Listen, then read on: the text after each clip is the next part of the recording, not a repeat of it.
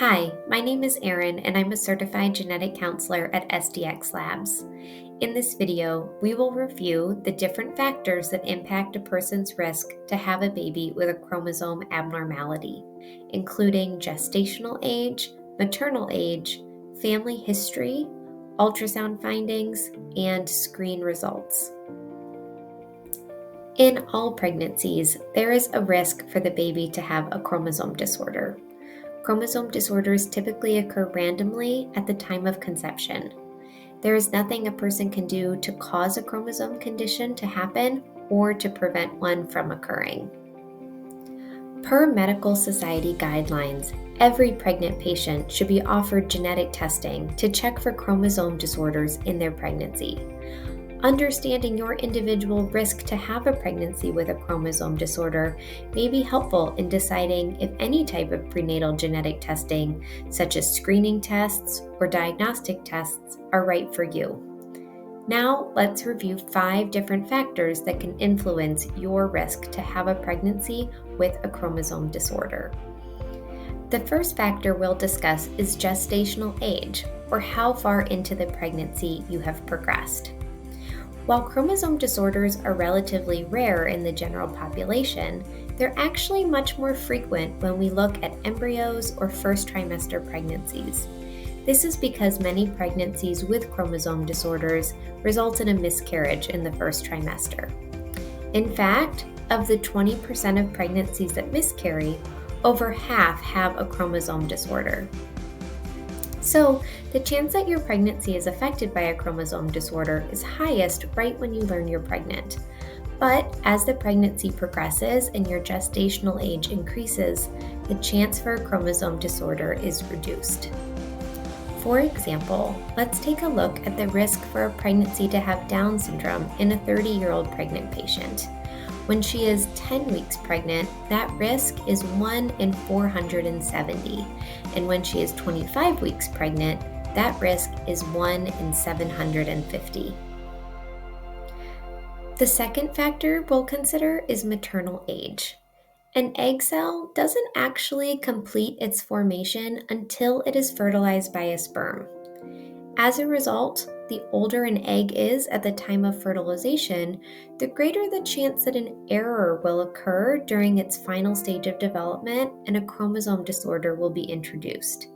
Or more simply put, as a woman gets older, the chance to have a baby with a chromosome problem increases.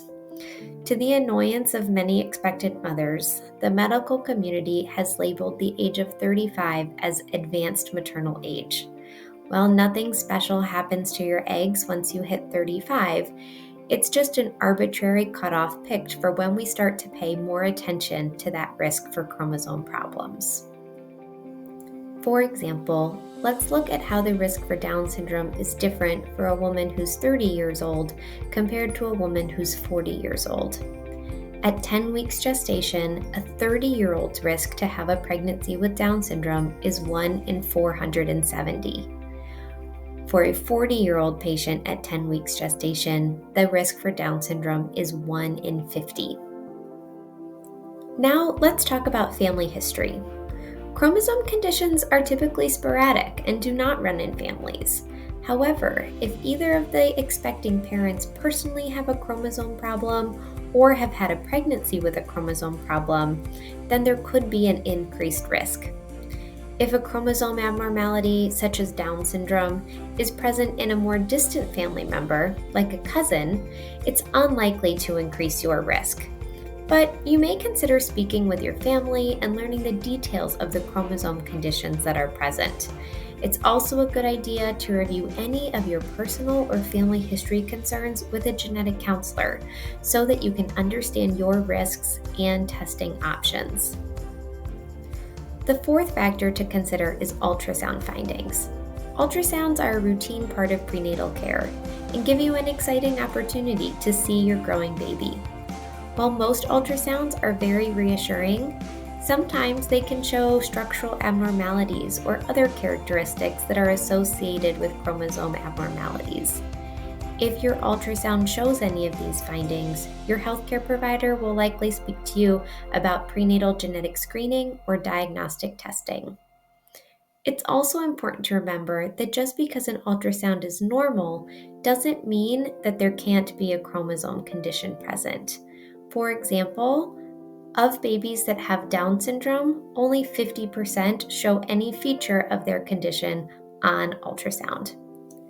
The fifth and final factor we'll discuss are screen results. A prenatal genetic screen is a blood test that can be done during pregnancy to see if there is an increased risk for certain chromosomal conditions. Some prenatal genetic screens, like non-invasive prenatal screening or NIPS, look for pieces of the pregnancy's DNA in the pregnant person's bloodstream. Other prenatal screens check the amount of chemicals or proteins made by the pregnancy to look for any irregularities. A screen is not a diagnostic test, meaning it cannot definitively say if a pregnancy is or is not affected by a chromosome condition. If a screen comes back and says there's increased risk for a chromosome condition, diagnostic testing is recommended to confirm. For more information about the NIPS offered by SDX Labs, please see our Introduction to NIPS video. In this video, we reviewed 5 factors that can impact your risk to have a pregnancy with a chromosome abnormality. These are gestational age, maternal age, family history, ultrasound findings, and screen results. At SDX Labs, we believe in providing patients with the most proactive screening tools available to help them make informed health decisions. For more information on genetic conditions and the services offered at SDX Labs, please see the rest of our video library or reach out to us directly.